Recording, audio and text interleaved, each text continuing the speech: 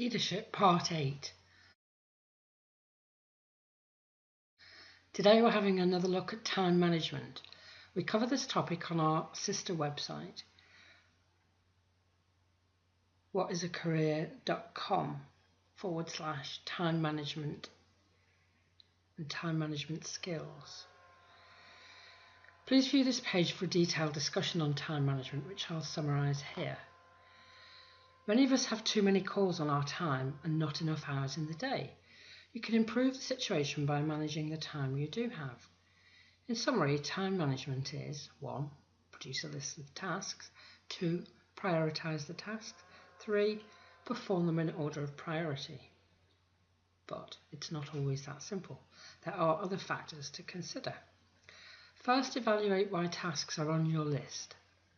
Do they need to be done, or are you doing them out of habit? Can you do them more effectively? Could you delegate them? What about interruptions and new tasks? Where do they go on the list? Assess each one as they come in. Deal with the immediate jobs that won't wait. Delete what you can from the list. Be ruthless. Effective time management is a skill you can learn. It does take time and practice to hone your skills, and an organised approach is necessary.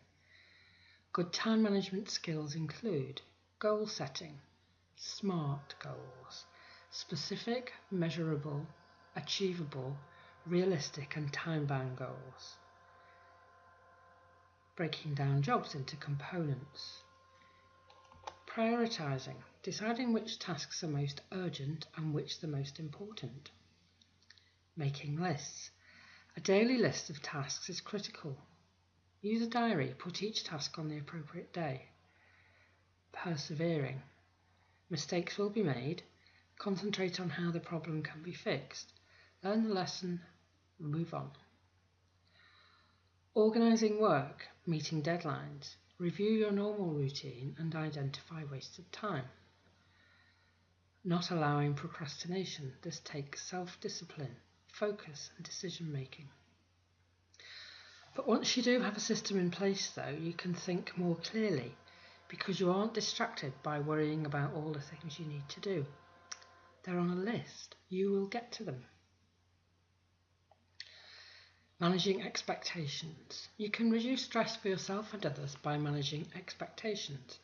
Better to say right away that you won't be able to deliver a project on the requested date without affecting other tasks.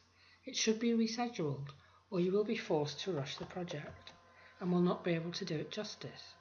If a new deadline isn't agreed, you have made your position clear. Everyone knows that you will do your best in the time you have, but it may not be to your usual standard. Practical tip, time robbers. The feedback I've received from articles we've published says that many people cannot manage their own time because their manager steals their time. Many have asked for solutions to this difficult problem. Well, the first thing I would suggest is making it known to your manager that you're adopting a time management program. When they ask you to do something, evaluate it and decide on its place in the list and tell them the expected delivery date. If they object, explain what the other tasks are ahead of theirs and why. And if you have a strong rationale, you should be able to persuade them to accept your date. Perhaps you can persuade them to adopt a time management program themselves. Maybe you could say that if everyone used it, then the whole department might run better. Perhaps you could encourage them to plan forward so they don't need to spring urgent jobs on you. Why do they have to ask you to do things urgently? Are they disorganised? Or is it the environment you all work in? Perhaps matters change all the time and you have to be reactive rather than proactive. If you're in a rapidly moving environment, such as a newsroom or TV channel or accident and emergency, there is a skill in evaluating how long you dare delay performing an urgent task in case it changes again. It's a very delicate balance, and you probably need to be reactive but not too reactive in case you end up changing tack again.